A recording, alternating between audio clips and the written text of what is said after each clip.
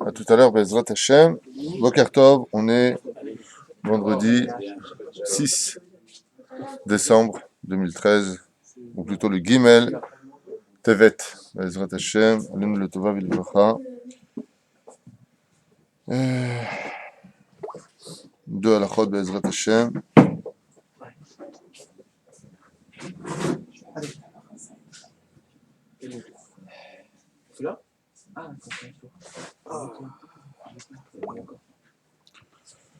החולב את הבהמה בשבת חייב משום מפרק והוא תולדה של דש, ויש אומרים שאין איסור חליבה בשבת אלא מדברי סופרים, והעיקר כסברה ראשונה on n'a pas le droit de traire un animal pendant Shabbat, de faire sortir de lui du lait.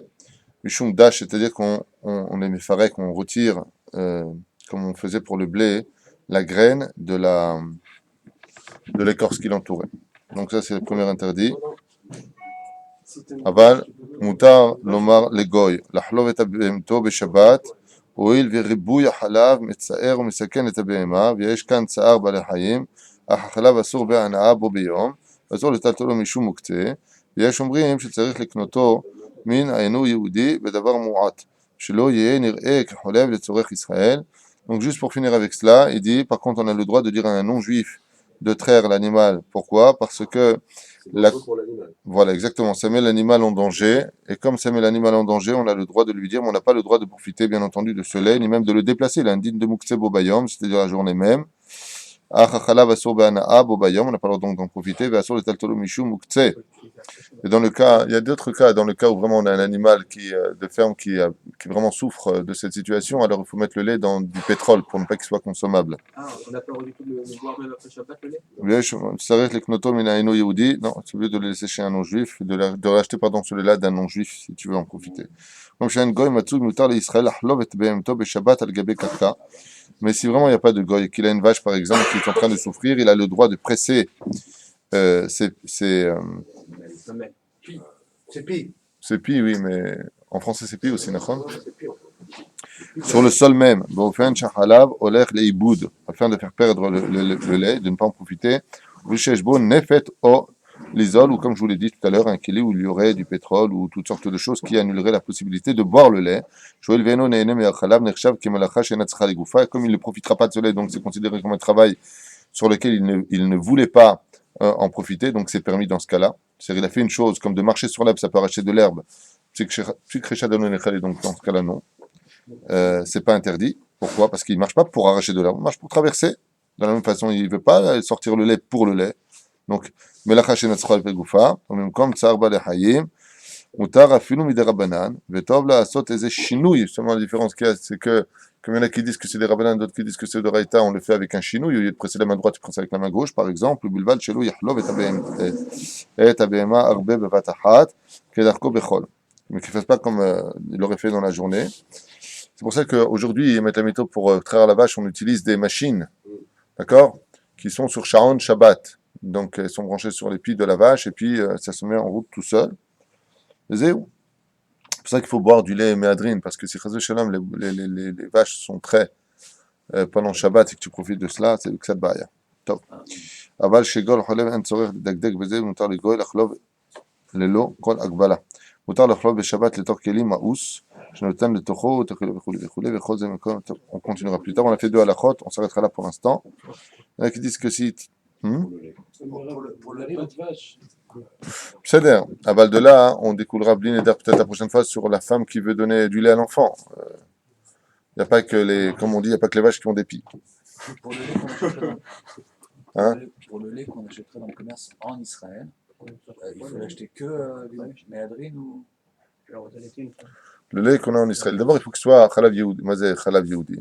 Selon Rabbi Moshe Feinstein, dans son Shulchan Aruch Igrot Moshe, pour lui, on a le droit de consommer le lait des non-juifs. Pourquoi? Parce que sur le domaine industriel aujourd'hui, sur le ministère de la Santé, il y a sur qui on peut se baser. Donc, pour Rabbi Moshe Feinstein, c'est pour ça que la Bedin permet de boire du yok, par exemple, ou toutes sortes de mars, de choses bizarroïdes que je déconseille fortement et que j'interdis, bien entendu, al pi halakha, mais j'interdis, moi, c'est pas à moi de vous interdire quoi que ce soit.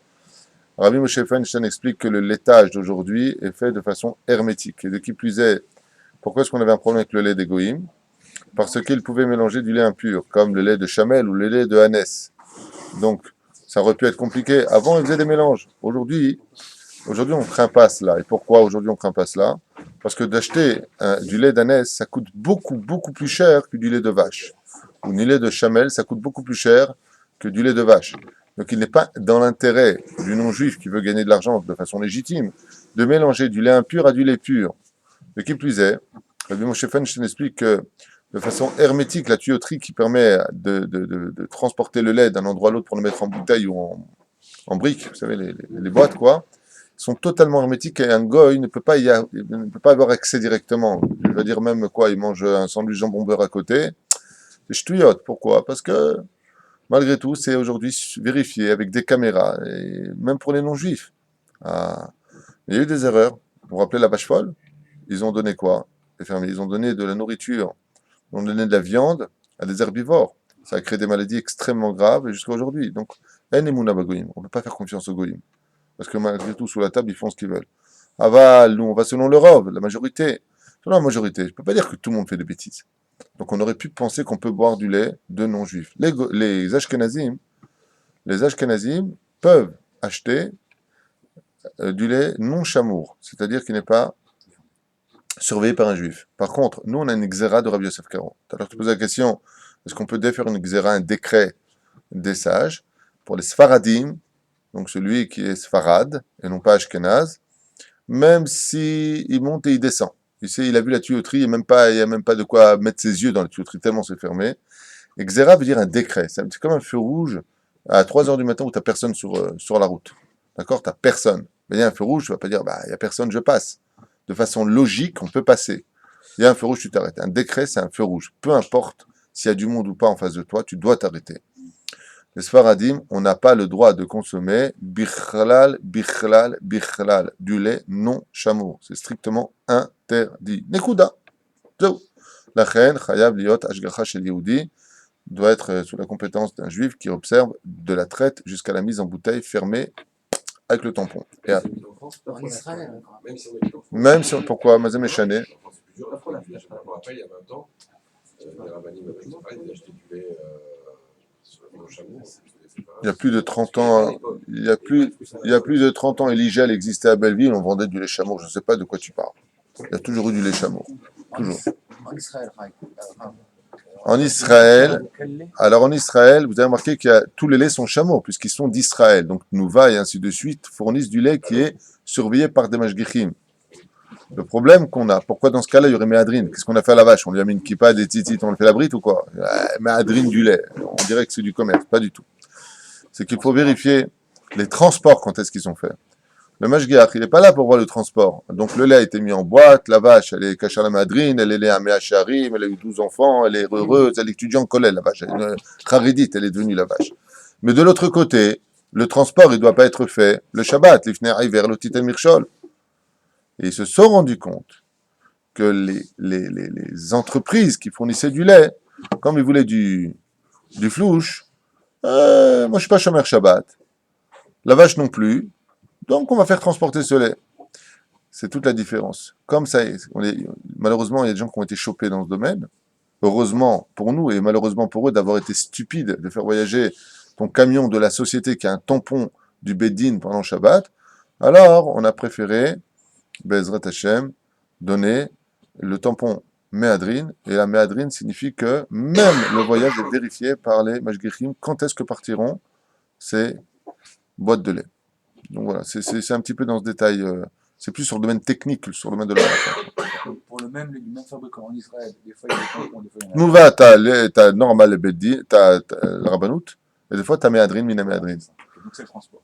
C'est plus relié à des problèmes techniques que des problèmes de lait, parce que sinon la vache en elle-même, le lait c'est le même, quoi. La source, c'est Alors, au niveau des restaurants Khalavim, c'est quoi qui différencie l'Ashkara de Méadrine, machin, et Rabbanout? Parce qu'il y a des choses, par exemple, sur lesquelles on pourrait compter, comme de la poudre de lait, par exemple, même selon le Rav Ovadia Yosef, tu prends quelque chose qui est fait non pas à base de lait, mais poudre de lait, donc qui a été brûlé, qui a été cuit, alors on aurait pu penser qu'elle a perdu son identité. C'est pour ça que c'est permis. Mais malgré tout, il y a une marloquette là-dessus. Il y en a qui disent Kedai, Ken Kedai, Kedai. Mais Adrin, il n'y a pas de marloquette du tout. Ce que tu manges, c'est sûr et certain. C'est selon toutes les déotes. C'est pour ça que c'est Miadrin, Minamedrin. Mais le problème qu'on a, c'est qu'ils ont exagéré sur tout. C'est-à-dire quoi? Ils ont exagéré sur tout. Aujourd'hui, pour manger une carotte, il y a marqué dessus Miadrin, Minamedrin. C'est-à-dire la carotte, elle est née où? Sur le cotel. Il ne faut pas non plus devenir fou. C'est cachère, c'est Miadrin, Baruch Hashem, explique. Là où il faut être vraiment vigilant, c'est sûr. Tout ce qui est légumes verts, vous savez, les salades, ça faut vraiment être très, très, très, très vigilant. Ne pas manger d'artichauts. Les artichauts, quand tu prends un artichaut que tu le manges, c'est invérifiable. Vous savez combien il y a de verre dans les artichauts? Manger les cœurs d'artichauts et bécéder. Manger un artichaut, par exemple. Vous savez que tu prends du sel, tu lui arraches comment ça s'appelle ça, nous? Les feuilles, tombent dedans. Tu peux être certain qu'à chaque fois que tu fais ça, tu mets 2 ou 3 ou peut-être beaucoup plus de verre dans ta bouche que de nourriture. En plus, c'est le plat du pauvre, parce que tu en as beaucoup plus dans le plat, comme disait l'autre, que dans l'estomac quand tu as fini, tu vois. Il y a des choses qui sont invérifiables, comme bien entendu, framboises, c'est invérifiable. Les fraises, c'est invérifiable. Comment on appelle ça? Les figues sont invérifiables. Ouais. Oui, parce que ça change. Pour pouvoir disséquer une figue, tu imagines ce que tu dois faire pour voir à l'intérieur. C'est pas en plus de ça, la couleur des fibres à l'intérieur ressemble à des vers. Donc c'est invérifiable. Celui qui a vraiment de la crainte du ciel évitera de consommer tous ces aliments. Qu'est-ce qu'il dit, lui? Même la figue fraîche, c'est plus facile. C'est plus facile. Aval, même ça, Adif. Adif l'oléchon. En milkshake, il n'y aurait pas de problème si c'est. Quand on a dit que broyé c'était ou un des choses truc qu'il comme fallait ça. consommer, c'est bien. On l'avait lu une fois. Oui, non, la figue a une particularité, c'est qu'elle cache en elle toutes les protéines dont un homme a besoin. Ça, c'est sûr. Au niveau de la vérification, c'est très problématique. Comme les framboises. T'as déjà vu une framboise, On toi? parle pas de façon médicale, on l'avait dit, on l'avait étudié dans un livre. De quoi? Il était bon de manger de la figue. Oui, il est bon de manger de la figue, tout comme il est bon de manger certaines choses. Aval, au niveau cache-route, c'est zemehot bayati. C'est très problématique de manger des figues. Pourquoi? Parce que c'est invérifiable. C'est toi et ta chance. Alors, qu'est-ce qu'ils font? Ils vérifient l'extérieur. Si l'extérieur n'est pas percé, n'est pas troué, parce qu'un verre pour que ce soit à l'intérieur, il faut bien que ce soit rentré quelque part. Ouais. À moins que ça pourrit d'intérieur et tu le sentiras au goût. Ouais. Aval, au niveau vérification, les sages disent que c'est invérifiable. Tu ne peux pas ouvrir et assez. Donc si tu vois que la figue elle est vraiment sèche, bien comme il faut, comme les dattes par exemple, il y a beaucoup de verre à l'intérieur. Des fois ils sont de la même couleur que l'intérieur. Mais la différence c'est que la date est très facile à vérifier. À ta photo, tu vérifies. De l'intérieur, tu as 2 parois, plus ou moins crème blanche. Tu vois parfaitement à l'intérieur. La figue essaie de faire ça et tu verras. C'est très compliqué. Et de manger un seul verre, c'est 5 issourim. C'est makot, le baya, malkout. 5 issourim, tu te rends compte de quoi est-ce qu'on parle? Le chou-fleur.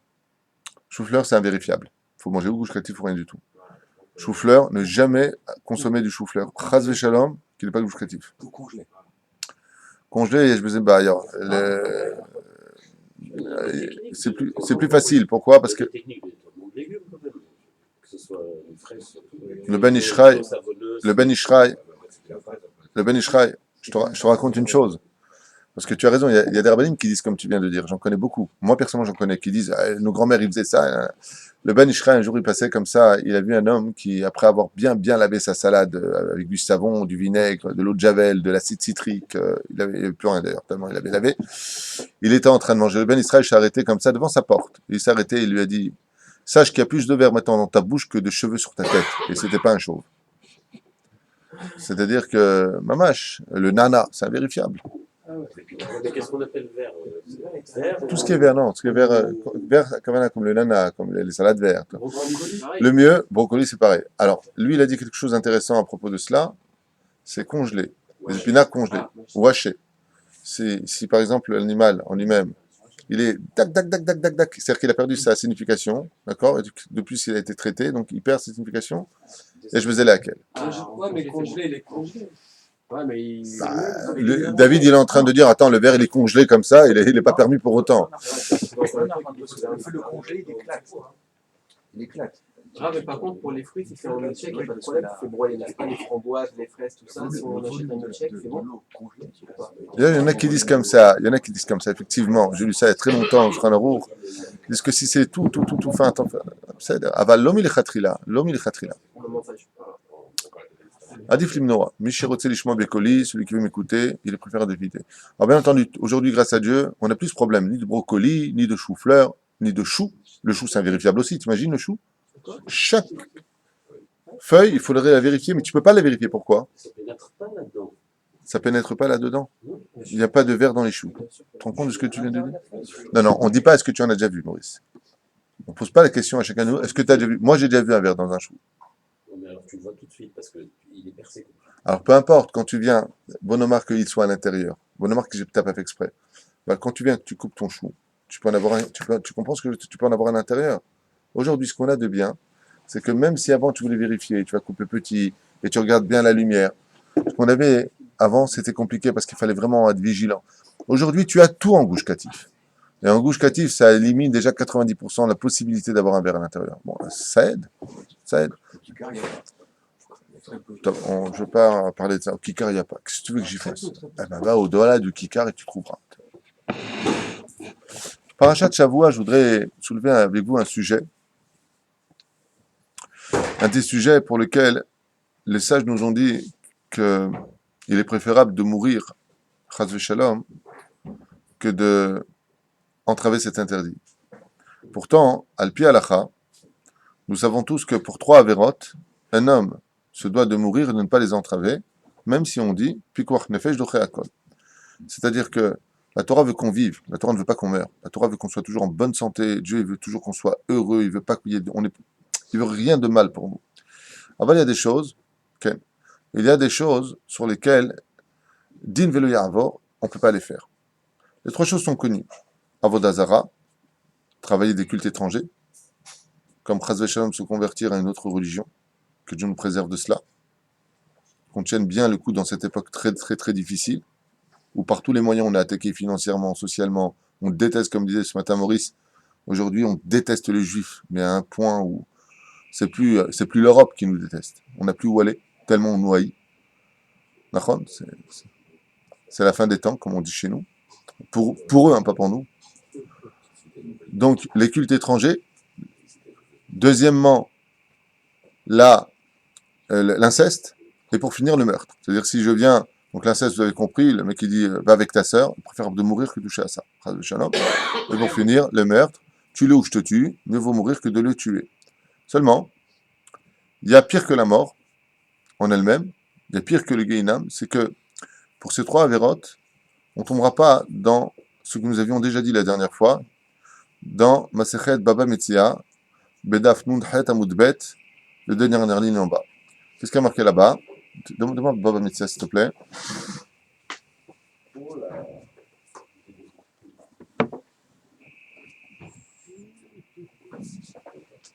Baba Metzia, c'est là. Voilà, donne. Il y a marqué comme ça.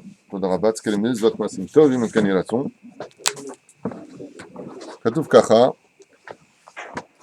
Vous êtes avec moi?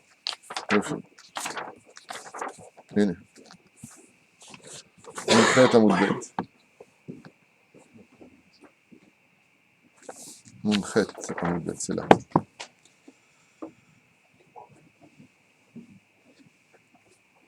Kol ayor et la Emma, donc tu diras Kol ayordin le Gehinam olim chutz mishlosha shordin ve'enam olim leolam.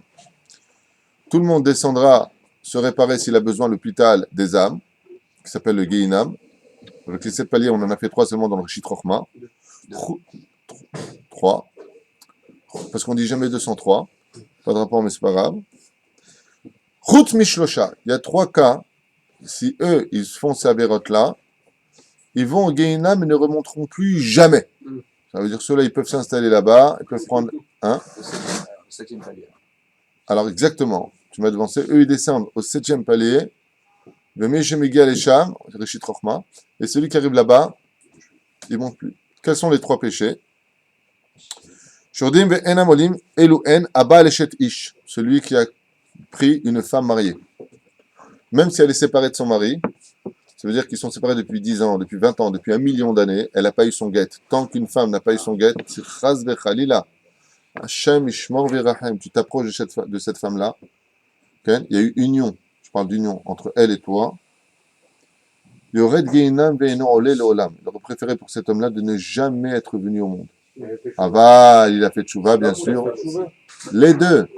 La femme descend au Gehinam, et lui, il descend au Gehinam, et là-bas, ils vont danser toute leur vie dans la Shem Yishmor V'Rachem. En tout cas, c'est marqué dans la Gemara comme ça. Aval et Ish. Bien entendu, une fois de plus, je le dis et je le répète, celui qui a commis cette erreur-là dans sa vie, qui commence pas à dire, alors, puisque j'ai tout perdu, je prends toutes les femmes de ce monde, puisque je remonterai plus. Non, non, non, pas du tout. Faites tchouva. Il y a aussi un tikkun pour cela, qui est prescrit dans le Lashon Chachamim du Ben Ishraï. Ben Ishraï, il a écrit sur ça quel est le tikkun sur terre. Faut le faire. D'accord? Le Hari Akadosh aussi a écrit le tikkun sur ça. Faut jeûner tant de jours, faire tant de choses. Et il n'y a pas mieux que l'étude de la Torah pour faire la capara des fautes. Et surtout arrêter. Surtout si tu as épousé cette femme-là par la suite. C'est-à-dire, le mec c'était l'amant, la femme a divorcé de son mari, qu'elle verra séparer un couple. Et en plus de ça, ils se sont mariés. Donc bien entendu, cette union est strictement interdite. Première téchoua à faire, d'abord se séparer immédiatement de cette personne. Immédiatement.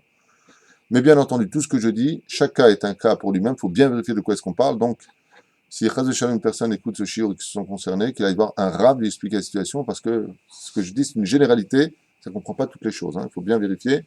Est-ce que oui ou non, il y a eu le guet, pas eu le guet, mais si Chaz Veshalom, maintenant, on a connu une femme, et qu'ils ont prévu de se marier, et qu'ils sont partis ensemble, alors qu'elle n'avait pas eu son guet, elle s'est séparée de son mari. Il y a eu des témoins ou pas, ça? Il y a eu des témoins ou pas, ça? L'homme est chané. Les témoins sont valables si la femme a trompé son mari, et qu'il n'y a pas de témoin, et que le mari n'est pas cru sa femme. Mais si Chaz Veshalom, une femme a trompé son mari, que Dieu nous préserve d'une telle chose, et qu'elle dit à son mari, je t'ai trompé, que son mari la croit, il est obligé de lui donner le guet, sans témoignage. Il n'y a pas besoin de témoignage. Si la femme lui dit, lui m'arrête tes bêtises, je te crois pas, à partir de ce moment-là, NBZBAYA, dans ce monde, dans les cieux, là-bas, il y a des témoins. Les témoins, ils ont été créés eux-mêmes par la Vera. D'accord? Aval, si Chaz Shalom, il y a deux témoins qui viennent et qui disent, Reinu et Ishtecha, ont vu ta femme avec telle personne, à partir de ce moment-là, Chayab la tête steget. En mal à sauter. Et tant que. Les témoins qui ont vu l'acte et tout, c'était hyper compliqué. C'est pas de quel écart. M'explique qu'ils sont. Qui a vu un cas chez nous, de Rav Rebibo, Rav Rebibo, Zecher, Tzadik Kadosh Ibracha. Rav Rebibo, Tzadik et Sodolam, il y a un Av, Tzadik et un Av. Le Rav Odia Yosef a dit du Rav Rebibo le jour de son enterrement. Eneni yodea mazarta tzarfat le Tzadik au Gadol. Je ne sais pas quel mérite a eu la France d'avoir un tel Tzadik sur son territoire. Rav Rebibo. Allah Shalom. Tov. Abba Leshet Ish. Pourquoi je vous parle de ça par rapport à la paracha, vous allez tout comprendre. Amalbin peno havero barabim. Celui qui humilie son prochain en public. Celui-là descend au Gehinam et ne remontera plus jamais. En lo tikkun, en lo helek la olam haba.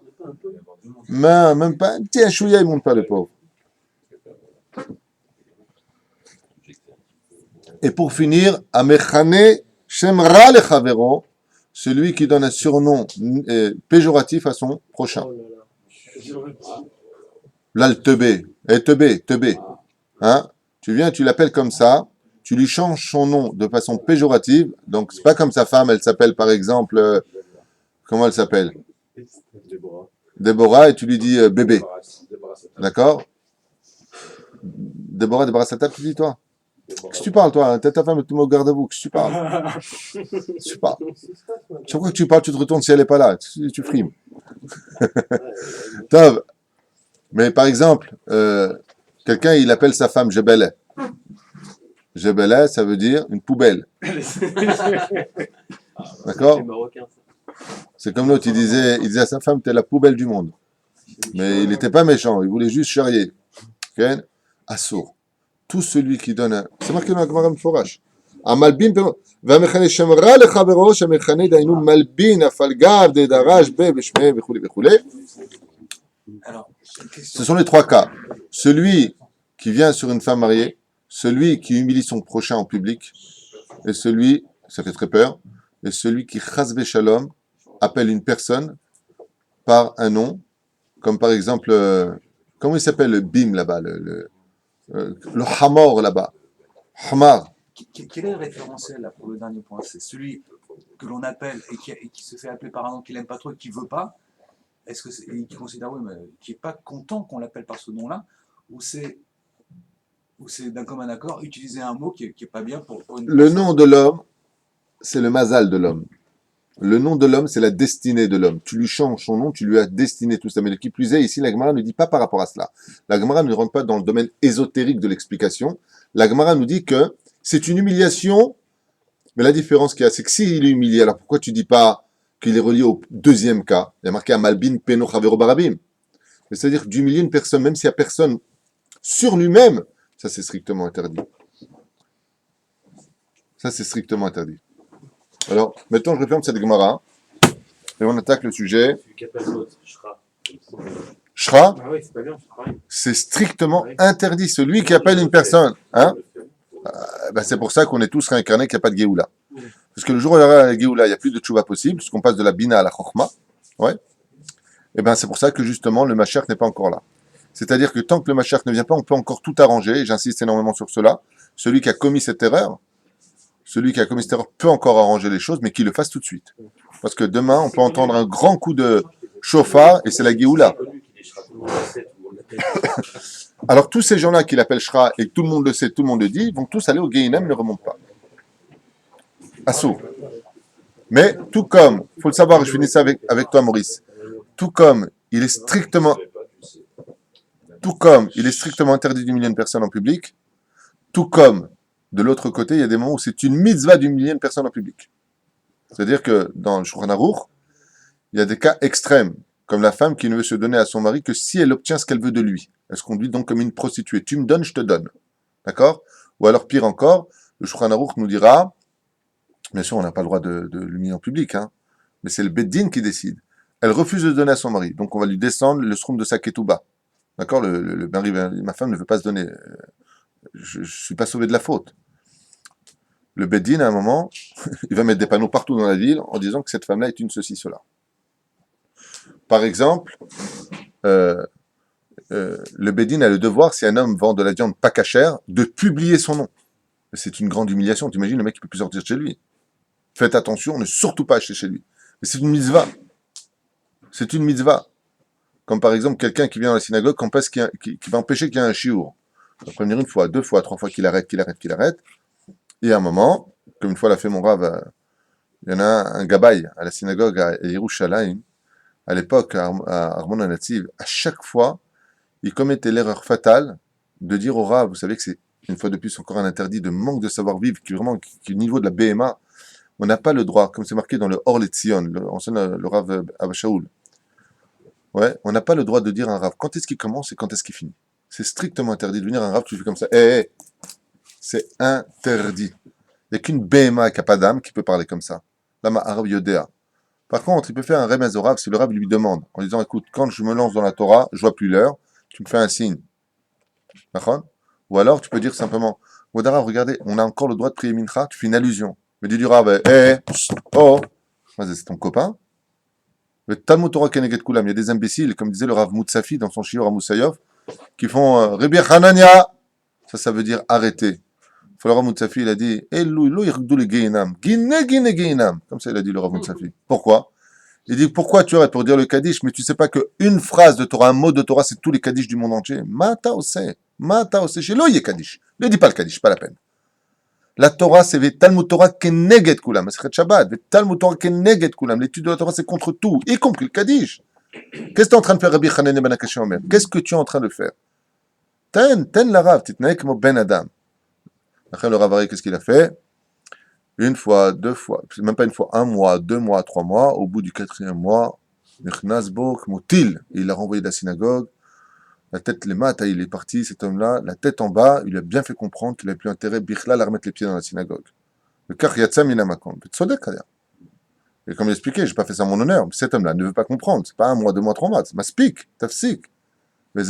Top. Juste une question. Parce Oui, il faut peut-être commencer le cours. Là, vous avez dit qu'il y a des fautes qui sont très graves et irréparables. Ouais, mais je veux pas être le rave des fautes, moi. Je suis pas un curé non plus. A contrario, C'est juste une mise en garde, quoi. à contrario, je viens de dire dans le MLS qu'il y a des choses qui nous Contrario. Je connaissais l'Ohio, mais alors contrario. Il y a des choses qui nous effacent ces fautes. Le mariage, enfin, on les a déjà parlé. Le fait de se marier, le fait de. Enfin bon, un certain nombre de choses. Est-ce que ça efface ou pas complètement? Masechet Yebamot, il y a marqué qu'effectivement, celui qui se marie, pourquoi Kim Lo et Kol Avonotav, on met ses fautes mais les fautes entre l'homme et Dieu, pas entre l'homme et l'homme. Le mec a fait tchouva toute sa vie, tu vois, lui, il a humilié, il me siffle, mon portable. Mais un homme qui a humilié une autre personne, il peut faire autant de kippour et autant de jeûnes qu'il veut, ça réparera rien. T'as humilié une personne, il faut réunir ces mêmes gens et demander pardon en public. C'est pour ça que le mieux, tu veux bien vivre dans ce monde, tu fermes ta bouche. Car comme le disent les sages, si la parole est d'argent, le silence est d'or. Vous voulez pas qu'on commence un peu le sujet? On a vu dans un autre cadre d'une des parachutes de la Torah, le cas de Tamar. Tamar a préféré, vous imaginez, on ouvre comme ça un four, il y a des flammes à l'intérieur, on va te jeter à l'intérieur parce que tu t'es conduit comme une prostituée. Tamar, étant donné que c'était la fille de Shem, qui était Cohen à l'époque, pour le peuple d'Israël, c'était lui le Cohen à l'époque, Cohen Elion, il le passera à Abraham, Cohen Elion, mais c'était lui le Cohen. Une fille qui se prostitue, donc une fille qui va coucher avec un mec, excusez-moi pour m'employer, c'est ce qu'il a. Alors où elle se marie, dans la Torah, il y a toutes sortes de conditions. Aval, si une femme qui donc était promise à un homme aurait fait une telle chose, normalement c'est ce qu'il a, c'est la lapidation. D'accord? Par le Sanhédrin, bien entendu, hein, par Chazashon, par nous. Et si c'est une fille de Cohen, c'est Serefa. Cette femme, Tamar, est vue enceinte. Donc là, c'est sûr et certain que c'est pas comme les autres mythos, elle est tombée enceinte du ciel. C'est sûr et certain qu'ici, il y a eu action. D'accord? Quoique la Gemara dans Shabbat nous raconte que c'est pas forcé. On peut tomber enceinte sans avoir eu du bichlal lion, même en étant restant. Jamais connu un homme dans un mikvé. Pourquoi un homme ne veut pas aller dans un mikvé de femme? Parce que s'il perd là-bas de la semence ou fait pipi, dans le pipi, il peut sortir une semence. Cette semence, dans l'eau, peut vivre 72 heures. Une femme qui rentre là-bas, il y a une histoire qui s'est passée comme ça. Une femme qui rentrait à la piscine, il y avait des hommes qui étaient là-bas, ils sont sortis, elle est rentrée après, parce que bien sûr, un homme et une femme n'ont pas le droit d'aller à la piscine ensemble. Vous avez bien compris que c'est strictement interdit. Mais vraiment interdit, c'est des choses avec lesquelles il ne faut pas négocier, ce genre de choses. Les piscines à l'hôtel, ça, c'est des portes du Guénam, tous ces endroits. Eh bien, la femme, il y a une semence qui rentre à l'intérieur, elle est tombée enceinte. D'accord? Pour ça, c'est des cas exceptionnels non plus, c'est pas général. De quoi? Chlore, tout ça. Non, mais il n'y avait pas de chlore à l'époque. On voit que Tamar a préféré rentrer dans le four que d'humilier Yehuda. Elle aurait très bien pu dire, c'est mon beau-père. Il est préférable de rentrer, brûler son corps et monter son âme que de chas v'shalom humilier une personne en public. Et mettre la mytho, cet exemple-là de la Gemara est très très surprenant. Pourquoi? Parce que Zedin Tzedek, elle a raison. C'est toi qui es venu vers moi, c'est toi qui m'as proposé de l'oseille, enfin les trois objets, et maintenant on veut me brûler. Oh, c'est lui. Pourquoi vous venez me faire une chose pareille? Et pourquoi elle pourrait dire que c'est lui? Parce que qui était en train de la juger? Ben lui-même. Quoi, tu as fait une telle chose? Brûlez-la. Tu rentres avec moi ou on joue aux cartes là? Qu'est-ce qu'on fait? Pourquoi? Parce que le mec est venu sur moi, c'est toi. À partir de ce moment-là, hein, la Torah nous met en garde combien il est important, et c'est pour ça que Tamar deviendra une des mères dans les maillons de l'histoire d'Israël du Melech HaMashiach. Parce qu'elle est consciente de l'importance de ne jamais faire de mal à quelqu'un et de qui plus est de ne pas l'humilier, alors qu'elle a raison. Vous comprenez ce que je veux dire? Les Madavardomé, c'est comme si je viens maintenant, Vani Mitnapel sur Mordechai. Et là, je dis, quoi? C'est toi qui as foutu le Talbagan? Et maintenant, je l'engueule. Maintenant, il sait, c'est pas lui. C'est pas lui. C'est qui? C'est celui qui est juste à côté. On va dire Nissim. D'accord? Maintenant, tout le monde nous regarde maintenant. Quand je lui ai dit ça, il n'y avait personne. Maintenant, tout le monde nous regarde. Pour faire justice, qu'est-ce qu'il me dit Mordechai? Mais Rav Tuitou, c'est pas moi. Moi, j'étais même pas là, c'est lui. Pourquoi vous me dites ça à moi? Mordechai, il va préférer tout prendre sur lui, que maintenant que tout le monde va regarder Nissim, dire c'est lui. C'est ce qu'a fait Tamar. Ah bah, s'il me dit que c'est lui, il ment? Non. Il fait justice? Oui. L'humiliation, même au nom de la justice, elle ne doit pas être faite. C'est ce que nous enseigne Tamar. Maru valu el avi v'amartem elav, reda elai, alta amod. Makshor Achim Akadosh, v'iraiti la tête, lève, Be'inyan Yosef ech lo chash al tsar aviv kama shanim. Pourquoi Yosef Hatzadik alav shalom n'a-t-il pas envoyé une lettre à son père? Pourquoi n'a-t-il pas dit, papa, je suis aujourd'hui le vice-roi d'Égypte, viens vers moi, rejoins-moi, je t'envoie un carrosse fait d'or, des roues fait de plumes d'oie si tu veux. Papa, viens, je suis vivant. Comment tu préfères laisser ton père dans le Tsahar? Toi, tu manges de la viande, du faisan, tu kiffes ta race. Et ton père, il est là-bas. Pourquoi tu as besoin? Marou, Balou, Atavi, Martem est là. Vous lui direz, venez. Pourquoi? Parce que Mimele, il va le voir, son père. Ah. ואין אמת בימי עבודתו נוכל לומר שעשה ולא הצליח, אלא אחר שעלה לגדולה. Si tu viens me dire, il n'a pas fait dès qu'il est arrivé en Égypte, il aurait pu envoyer une lettre puisqu'il était déjà le chef de la maison de Poutifera. Il n'a pas fait pourquoi? Parce que c'est honteux, je suis esclave chez un goy. Ah, c'est honteux d'envoyer une lettre à son père. Mais maintenant que tu es devenu vice-roi d'Égypte, pourquoi t'envoies pas une lettre? Quelqu'un peut vous dire quelque chose à Yosef Hatzadik? Shum dava. Lama lo katav igeret la aviv la afik tsaro. Pour retirer ne serait-ce que sa douleur. כי ידוע כי יודע יוסף גודל חיבת יעקב בו ויתאבל עליו ימים רבים ולמה לא שלח לבשרו מיוחד בימי הרעב שהיו עוברים ושבים מארץ מצרים לארץ כנען. Surtout pendant la période de famine où toutes les minutes il y avait des gens qui venaient de Canaan qui repartaient de Canaan. Tu aurais pu donner une lettre. Pourquoi tu n'as pas agi? נראה לי כי טעמו של יוסף טעם לשבח ועל דרך אומרים חז"ל מוטב שיפיל האדם עצמו לכבשן האש ועל ילבין בנו חברו ברבים, comme c'est marqué dans Barachot memhe. Là-bas, il est marqué, à Moudalef, il est marqué, il est préférable pour un homme de rentrer dans une fournaise ardente que d'humilier l'autre en public. Et quel rapport d'après vous avec Yosef? Qui peut m'expliquer le rapport, le lien? C'est évident. Vas-y. S'il disait à son père qu'il était vivant, Ouais. quelle honte pour les frères. D'accord. Quelle honte pour les frères qui avaient dit à leur père qu'il était mort. Un mensonge. Enfin, Les frères n'ont jamais dit qu'il était mort. Ils ont dit qu'il s'était fait déchiqueter. Oh! Baruch Haba. Pire que ça, parce qu'en fin de compte, Yosef, en disant qu'il était toujours vivant, il reportait quelque part l'attention sur les frères qui avaient dit à leur père que Yosef. Sans raconter ta vie, toi tu dis que c'est relié aux frères. Donc pour ne pas humilier les frères. Alors moi j'ai une question à vous poser. Si tu vas selon ce principe, quand Yaakov dans la paracha la fin de cette paracha descend en Égypte, ouais, bah, il va voir qu'il est vivant son fils. Maïnaf Kamina.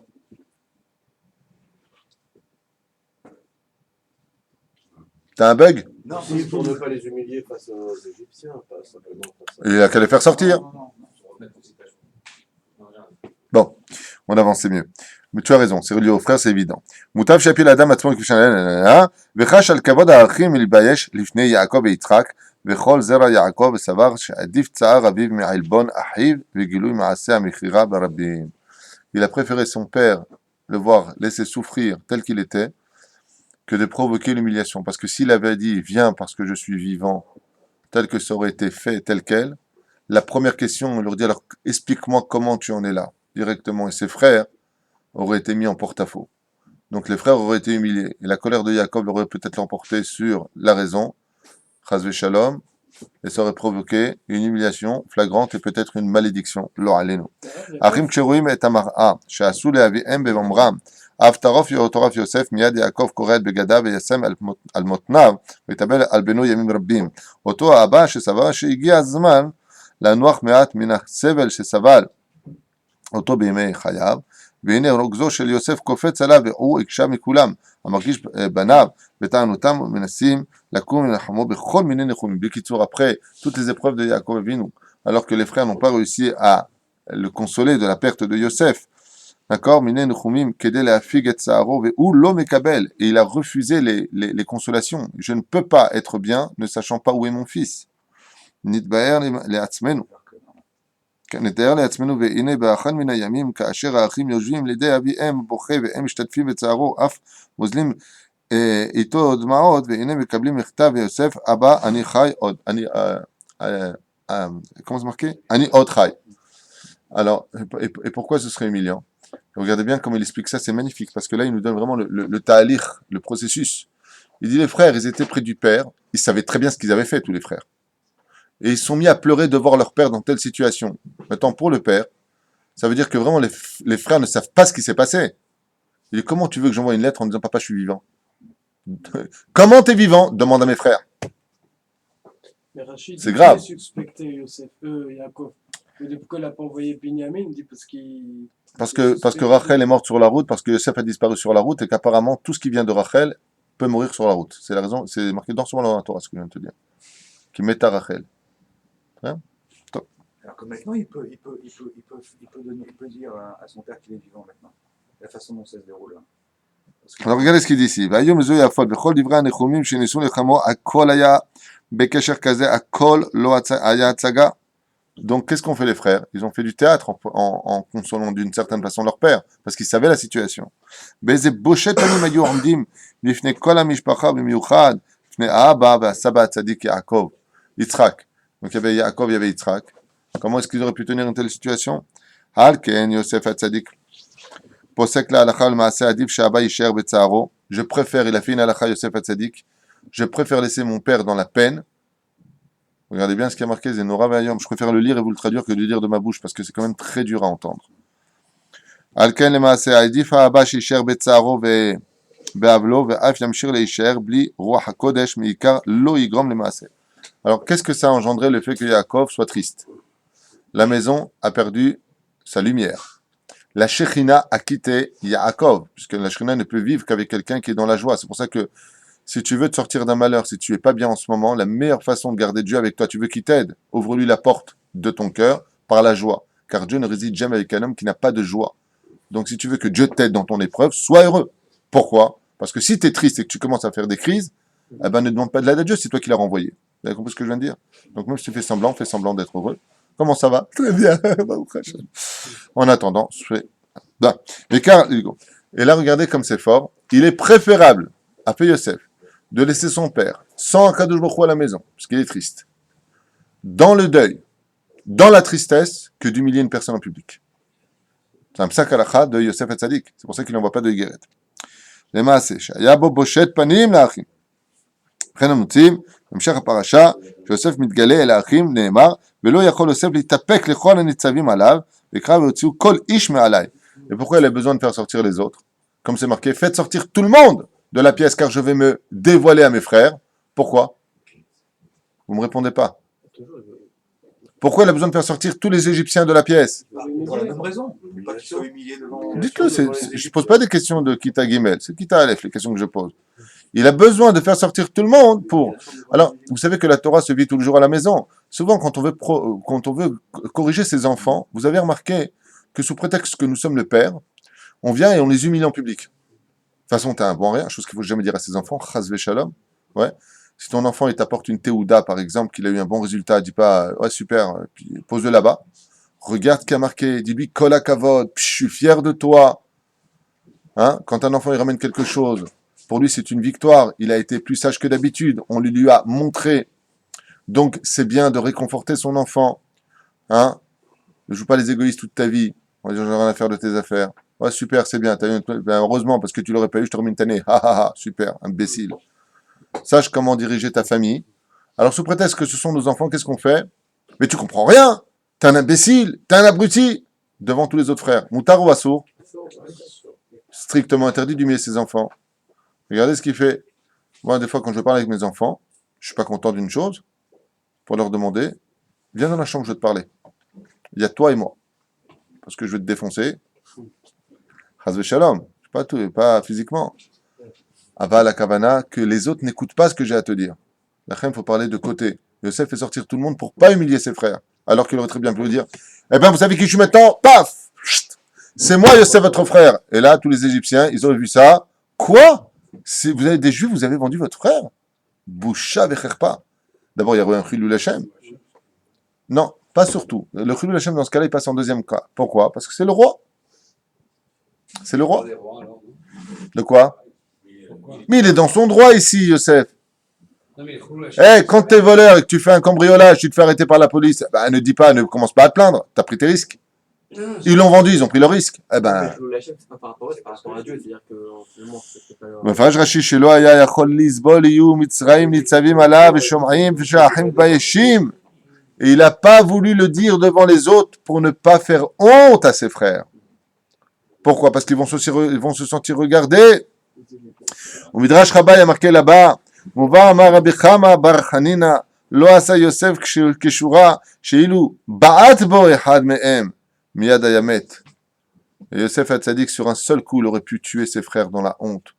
De là, les sages nous ont prévenus, on verra ça de Bli Neder dans le Rishit Chochma, qu'il y a plus grand que la douleur du Gehinam. Il y a plus grand que la douleur du kafakela, il y a plus grand que la douleur du gilgoul, de la réincarnation. C'est quoi? Boucher à honte. La honte devant le Beddin d'en haut. Quand on amènera une personne devant le Beddin d'en haut. Là-haut, par contre, en haut, sachez-le, tout comme on te fait les honneurs en public, on fait, alors là, le moindre détail, quoi, t'as montré une adresse à quelqu'un, tu l'as fait nachatrouar, tu lui as fait plaisir. Darboka, Baruch Hashem, la musique, il n'en finit pas, tout le monde sort de tout le Gan Eden, tout le monde t'applaudit, tu un kiff que t'es comme ça. Tu kiffes ta race pour l'éternité, c'est la différence entre l'un et l'autre, c'est que les souffrances finissent, mais les bonheurs, Baruch Hashem, dans les cieux sont éternels. Mais par contre, quand on vient et qu'on t'emmène au Bédine devant haut et que Dieu te dit je suis Dieu, la boucha en haut, elle fait partie du jugement, contrairement à sur terre. En haut, tout ce que tu as fait de ta vie, on fait sortir tes parents, tes grands-parents, tes arrière-grands-parents, tous tes amis, tous ceux que tu as connus viennent dans la salle d'audience et tout le monde te regarde et c'est la vérité sur toi, qui tu étais vraiment dans la vie. Qui tu as vraiment fréquenté, qui tu as vraiment regardé, si tu étais un voleur ou pas un voleur, si tu étais un arnaqueur ou pas un arnaqueur, si tu étais quelqu'un de religieux ou pas religieux vraiment. Tout à la maison. Comment tu t'es comporté, est-ce que tu pétais fort, est-ce que tu allais à droite, à gauche, tu vis ta vie à Kavana. Okay? Tout est montré en public et toi tu es comme ça. C'est moi, ça. C'est moi ça, exactement. Parce que je suppose que c'est là qu'ils vont en venir. Hein. regardez. ורואים פה עד כמה יוסף הקפיד שלא לגרום חס וחלילה בושת פנים לאחים, עד כדי כך שהכניס עצמו למצב שמא ייהרג. Il était sur le point d'être tué par ses frères. Il a dit, je préfère, attendez, il y a encore du monde ici. Même si maintenant, Yehuda va prendre une pierre et me la lancer sur la tête et que je risquerais d'en mourir, eh bien, tant pis, je meurs, mais je ne l'humilierai pas en public. וכך מפורש בתנחום, נכון? סכנה גדולה. ירד יוסף שאילו הרגו אחיו, הבריאה בעולם מחירו. ולמה אמר הוציאו כל איש מעלי, אלא אמר יוסף בליבו, מוטב שיהרוג ולא יבייש את אחיו, comme on l'a dit tout à l'heure. C'est pour ça que il y a marqué que tout à l'heure tu parlais des trois choses à faire dans ce monde, si on peut les faire, qui effacent les fautes. Selon Rabbi Yochanan, celui qui se marie, on bouche les fautes qu'il a fait entre lui et Dieu. Celui qui fait sa alia en Israël, on lui oublie les fautes qu'il a fait en Galoute, parce qu'ici il a une nouvelle Neshama. Et celui qui se convertit au judaïsme, s'il n'est pas, on oublie son passé. Ouais. Mais il y a une chose qui est plus forte que tout ça. Il y a une chose, c'est une éponge mouillée qui efface tout le tableau de toutes tes avérotes sur terre. Laquelle? C'est celui qu'on humilie en public et qui reçoit cette humiliation, Béava. Il y a marqué tout celui qu'on humilie en public et qui reçoit cette épreuve avec amour. Pas, il commence à dire quoi? Comme ça, tu me fais, ouais. Non, mais Kabel Béava, cette humiliation. Et bien entendu, il a de quoi répondre. Et il se tait.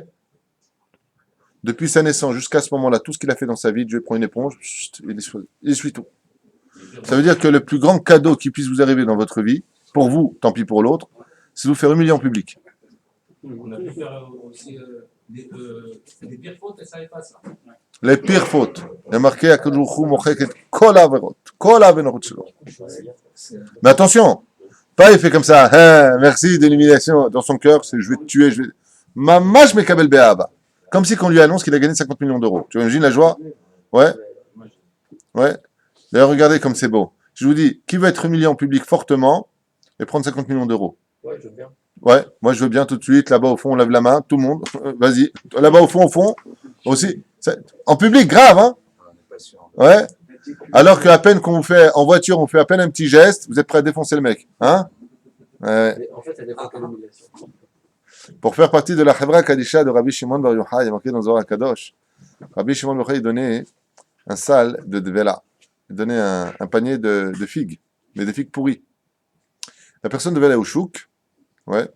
La personne devait aller au chouk et donner ça aux habitants du chouk et faire le fou. Qu'est-ce qu'auraient fait les gens? Ils prenaient les figues pourries et ils le jetaient sur son visage de toute leur force. Non seulement ça faisait mal, ça portait les mouches et ça t'humiliait énormément. Rabbi Shimon Bar Yochai disait, si tu veux être un de mes élèves, tu dois être capable de surmonter l'humiliation publique. Si tu n'es pas capable de le faire, donc il est chez les Arabes là-bas, okay? Il lançait des figues dans la tête. Si tu n'es pas capable de revenir avec le panier vide et le visage rempli de honte, tu peux pas rentrer chez moi étudier la Torah. C'était l'examen de Rabbi Shimon Bar Yochai. Et Zerama. Le Hari Akadosh avait un examen plus dur pour moi que celui du Hari Akadosh. Vous savez ce qu'il faisait le Hari Akadosh? Tu voulais faire partie des élèves du Hari Akadosh, tu devais être capable le matin de monter après la prière de Shacharit sur la bima, à la synagogue. Et tu devais raconter tout ce que tu as fait dans les moindres détails de la journée d'hier, en public. Qu'est-ce qu'il peut raconter? Tu peux raconter ce que tu as fait exactement hier, du matin au soir, ce qu'ont vu tes yeux, ce qu'ont entendu tes oreilles, ce que tu as répété, si tu as dit le mot MERD ou pas au téléphone, combien de fois tu t'es énervé, hein? Et le mec, il montait sur la scène, il disait, voilà, hier j'ai dit la vérité à ma femme, combien j'ai regretté de l'avoir épousée. Oh, ta femme? Tout le monde regarde, waouh! Si tu n'étais pas capable de t'humilier toi-même, tu ne pouvais pas être l'élève de Hari Akadosh. Comme ça, c'est marqué dans le Sfarim Kedoshim. Là, on voit que l'humiliation, le Halil le Lechem, c'est quelque chose de terrible parce que c'est une machine à laver de toute la vérote. C'est à Kadosh Hu, on voit ce srout de te faire humilier en public, danse. Quand tu vas chez quelqu'un, tu vois la belle famille, elle te reçoit mal. Même pas, il te parle, rien du tout. Tu as l'impression d'être une moins que rien. Tu sais quel loto tu viens de gagner. Et nous, comment on réagit comme des hommes? Pour soi et pour tous. Hein? Parce que celui qui se fait humilier, c'est bien pour lui, mais celui qui est humilié, lui, il descend. Non! Et je vais te dire pourquoi. Et je vais te dire pourquoi. C'est extraordinaire ce que tu viens de dire. Parce que tu viens d'aller plus loin. Non! Maurice, je vais te dire quelque chose de très important. Amalbin peno chavero barabim en lo chelek l'olam haba. Il faut qu'il est blanchi. S'il est blanchi, c'est qu'il y a eu un contraste au niveau de ces globules blancs, globules rouges. C'est-à-dire qu'il y a eu le sang qui s'est caillé. Donc son visage, les globules blancs, donc l'emporte, monte à la tête et il devient blanc. Ouais, amalbin peno chavero barabim. Ou il devient rouge, peu importe quel globule va l'emporter l'un sur l'autre. Donc il y a une réaction chimique en lui. On est bien d'accord? Mais s'il reçoit Be'ahava, et donc, est-ce qu'il est humilié ou pas? Ben non. Donc s'il n'est pas humilié, il a sauvé la vie à l'autre. Celui qui sauve la vie à l'autre sauve un monde entier. Donc c'est la marque. Non seulement, Dieu veut pas de marque. il sauve tout dans ce monde. C'est comme le Chafetz Chaim qui court après le voleur qui lui a volé la bague de sa femme, qui lui dit hey, la bague, je te l'offre. Comme ça, t'as pas une de voleur. Quelqu'un, on a déjà expliqué qu'il n'y a pas un lachon hara plus grave et irréparable au monde que de dire que les juifs c'est des voleurs. De dire ouais, c'est la vérité, lui il m'a volé. Mais lachon hara, c'est des vérités. On doit tout faire pour se trouver du mérite. Donc le mec il est humilié en public. Qu'est-ce qu'il dit? Ok, tu vois là, tu m'as humilié en public. Espèce de rachat. Toi, en tout cas, t'as pas de monde futur. Je te pardonnerai jamais. C'est cuit pour l'autre. Lui, il n'a pas fait sa réparation. Il y a des groupes qui vont se faire. On a fait une session dans le peuple d'Israël.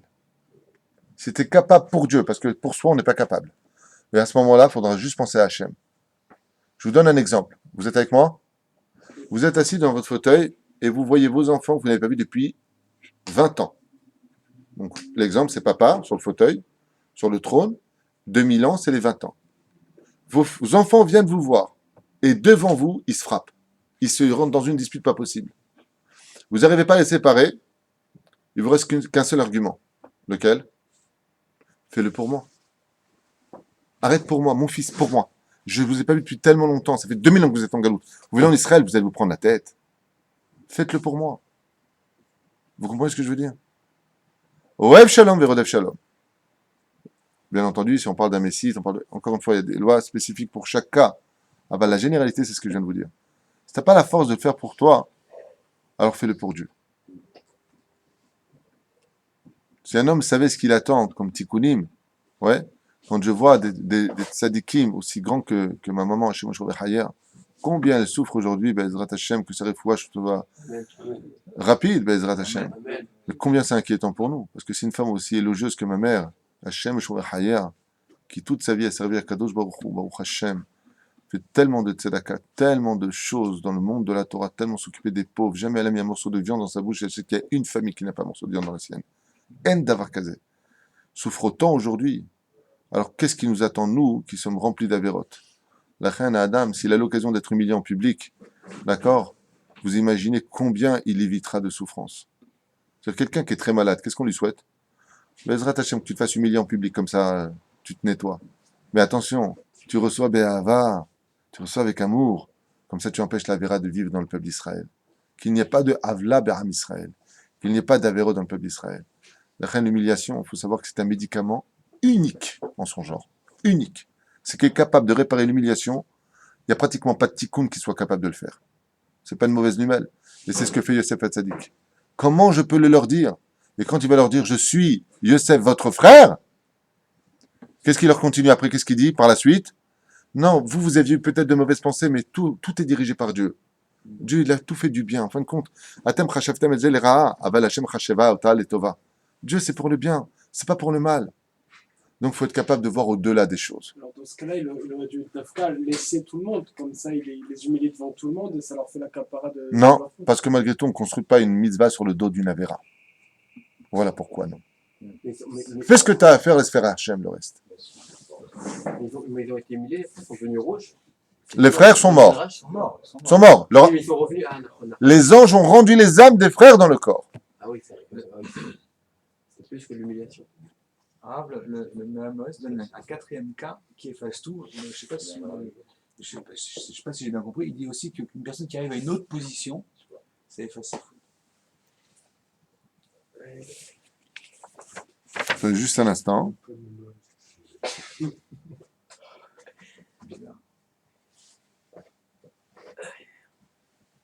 connais même pas ça. Il dit ici, dans le Sefer Chassidim, Madoua Chassid Nikra Beshem Ze, כותב רבינו אור החיים הקדוש יוסף, מתוודה לאחיו, אני יוסף אחיכם, השם יחכתם אותי, פירוש אחיכם, אני... Je suis votre frère Yosef. Pourquoi tu dis je suis votre frère Yosef? Dis, regardez comme c'est beau par rapport à ce qu'on vient de dire. Heureusement que tu tournes les deux pages, parce qu'il y a un sikou magnifique ici qui dit je suis Yosef, votre frère. Regardez ce qu'il dit le Sefer Chassidim, Bechen Rabbeinu l'Or HaChaim HaKadosh. Ani Yosef achichem, asher mechachtem oti, perush achichem, ani mitnag imam, be'arva, je me comporte avec vous comme un frère. Je veux pas votre mal, et non pas comme un étranger. Keilu ha'era davar benenu, comme si que la chose s'est passée qu'entre nous, personne ne doit savoir, velo arshav bilvad, et là, afilu bish'at ha'mechira atzma, même quand vous m'avez vendu, vous m'avez humilié. Ouais, j'ai fait ce que je me devais de faire. גם בשעת המכירה, לא דקה אין הערווה ממני, הדברים נראה להתבונן ולרגש צער יוסף בעת המכירה, וגם זו חסם בכוחות ברזל, עד גלי השנאה והנתרא. Dans ce cas-là, hey, ton frère il te vend, tu le détestes. Yosef Hatzadik n'a jamais détesté ses frères. Vous savez pourquoi?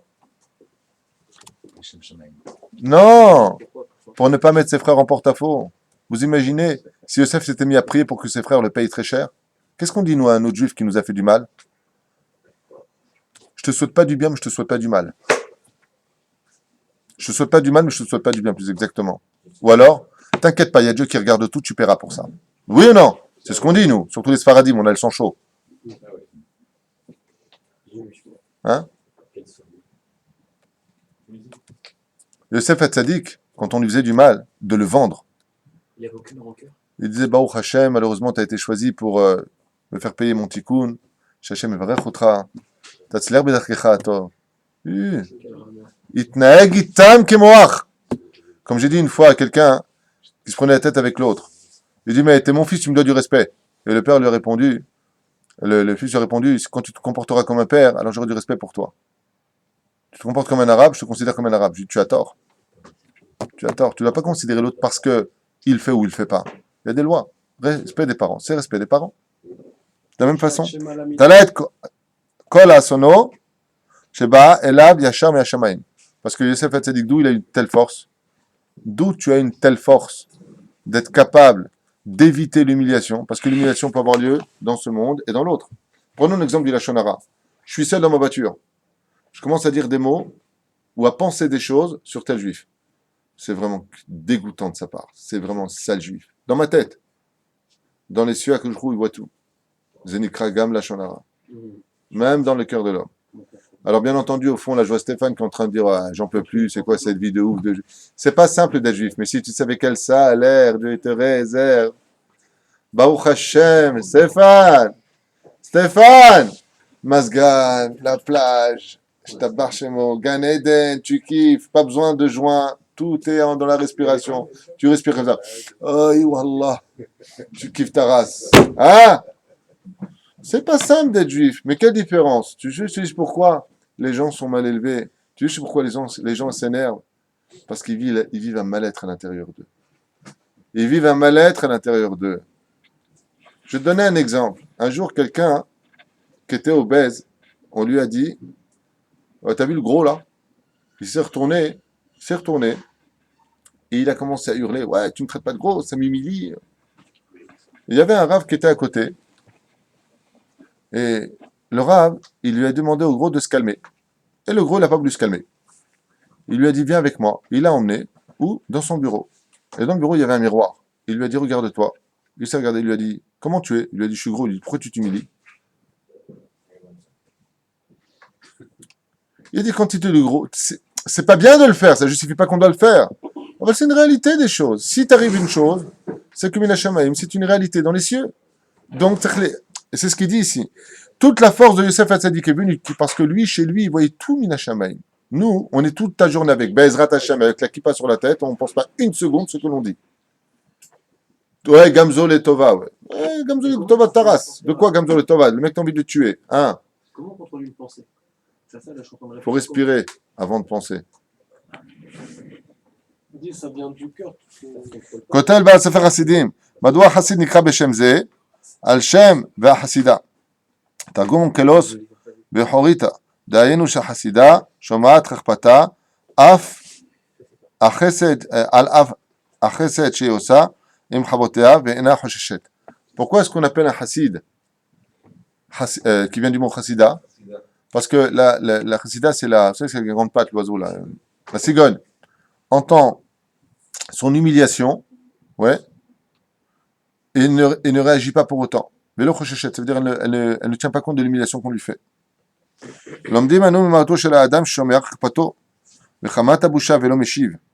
Combien l'homme est grand quand il entend son humiliation et qu'il ne répond pas. Mais Kabel est à Toar Beshem Chassid. Qu'est-ce que c'est un Chassid? Selon ce qu'on vient d'étudier ici, le Or Haïm Akadosh, et selon le Sefer Chassidim, Ot Yud, il y a marqué là-bas. Qu'est-ce que c'est un chassid dans ce monde? Celui qui met les tefilines, le tzaddik aussi met les tefilines. L'homme ordinaire aussi les tefilines. Il dit un chassid, c'est celui qui entend son humiliation et qui ne réagit pas. Pourquoi on appelle ça un chassid? Il vient le mot chassida, la cigogne, okay?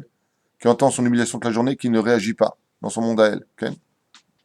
La tid lavo, panav, mavi'ikin, ve'iske la shevet besova, kitot, amekablot, peneshchina. Regarde ce qu'il dit à la fin. Regarde ce qu'il dit à la fin. Il le marque ici en gros caractère, je vous libère. À la fin des temps, qu'il sache que cet homme-là, le jour de sa mort, c'est la Shrina elle-même qui viendra l'accueillir et l'emmener s'asseoir sur le trône de son monde, de ses 310 mondes. Ça vaut le coup ou pas? J'ai posé une question, j'entends pas de réponse. Ça vaut le coup ou pas? Oui, bien sûr. C'est la Shrina, c'est pas Babaou. Ouais, moi. Ah, Shrina. Pourquoi?